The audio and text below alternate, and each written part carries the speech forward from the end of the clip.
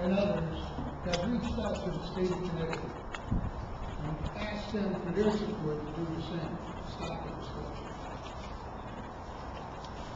It has fallen on deaf ears once again. The state of Connecticut would rather make this a conflict between factions instead of protecting our land, which according to the state statutes, they should fight. This is not about factions. This is about the Schaghticoke preservation. It has existed long before the state of Connecticut has. And hopefully we can share this relationship long after today. But until the state of Connecticut can step up, take the responsibility, to stop the bulldozing, to stop the tree cutting, to stop the selling of a lot of tribal members' rights that won't end. Artifacts have been dug up. Burial grounds have been destroyed. And the state of Connecticut just doesn't seem to care. There is a fine line here. We are not asking them to oversee us. We'll oversee ourselves. What we are telling them to do is to respect our leadership that our tribal member has elected. Just recently, we had a presidential election. President Obama did not win his election with 100% of voting people in the United States. However, he did win it by a majority. And that's what rules, that majority. The Schaghticoke Tribal Nation has a governing body, and I am the chief of that governing body since 1987. We had our election. It wasn't 100%. I don't know when it is, and if it is, it would have to be fixed. But it was a good 95% of the voting tribal members elected me then, and we ratified it again in 1997.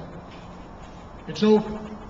The state of Connecticut needs to step up, realize what's going on, realize who the governing body is, and accept it and respect it from this day forward.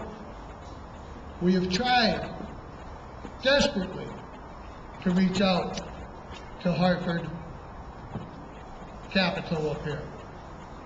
But again, we have done nothing about it. We had to take our fight out of Kent, Connecticut, bring it up here to Hartford, Connecticut, so all the legislators will know that only some of the state statutes that they pass are going to be handpicked by the Attorney General and told to follow. It's got to stop. Our fight for federal recognition has nothing to do with the survival of our people and the protection of our land. There needs to be a line drawn between it, and it needs to be now. We all know that our recognition was stolen from us, from political influence. That will work its way out through the court system. Let's not mix them together if we don't need to. Federal recognition, protection of our land. State statutes mandate that these people up here in office, from the governor to the attorney general to the commissioner of the Department of Environmental Protection, protect our rights. We no longer are being treated like first-class citizens once again. We are being treated again like second-class citizens. The destruction of our land, the state used to do it. They used to come and burn our homes and do whatever they felt fit. Now they pass it off to other people that are not tribal members and stand back and say, well, we don't know, because he said he was, or she said she was. You do know. I don't think there's a person up here that's been here for more than 2 years as a representative or a congressional leader or a senator that doesn't recognize me as being like the leader of this tribe. I've asked for other people to come forward and to speak, but I know there's other tribes here that are also representing and supporting the tribe.